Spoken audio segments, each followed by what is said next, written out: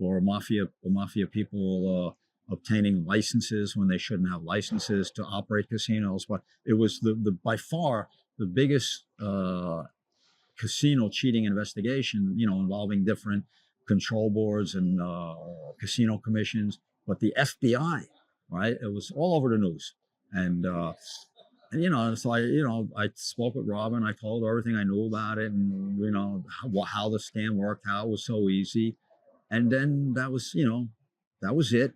And then it hit me. My book, American Roulette, came out in 2023. The Tran organization scam, according to the FBI documents and everything I was hearing on the news, came out in mid-late 2023. And they were doing it for 4 years before they got caught. So that brings me, as it would probably bring you too, to the obvious question: did they read about it in my book and then go out and do it? Probably, right?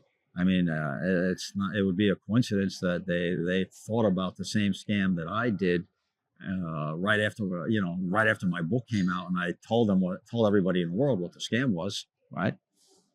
So I have to think that they got the scam from my book, right? Wow.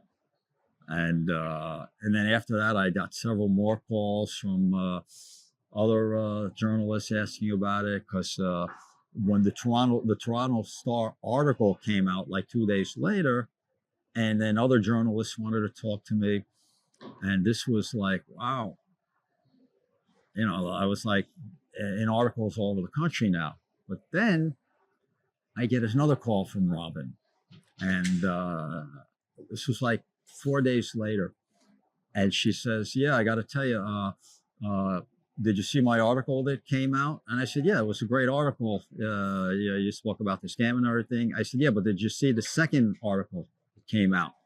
And I said, No, I only saw one article. You wrote another article about it? The scam was that good?" And she goes, "Well, you better read it." And she said, "I'm sorry, but I wrote the article and I didn't realize that this would happen," right? And she apologized again, and then she hung up. And I said, "What? Why is she apologizing to me?" Right? So then, of course, I went online, and the article was online, and I read the article. And the article was about the Ontario Gaming Commission. It escapes me exactly what it was called. The Gambling and Liquor Authority, or whatever it was up there in Canada. And they were speaking, that Robin had interviewed the head of that authority, the province of Ontario Gaming Authority, and who was speaking to another reporter at the Toronto Star, saying that they're going to launch a major investigation into me because I stated in Robin's article that I had cheated all these casinos in Ontario for hundreds of thousands of dollars, back in the 90s. And this was, it would only have been 3 or 4 years before that, right? It was like in the early 90s, and now back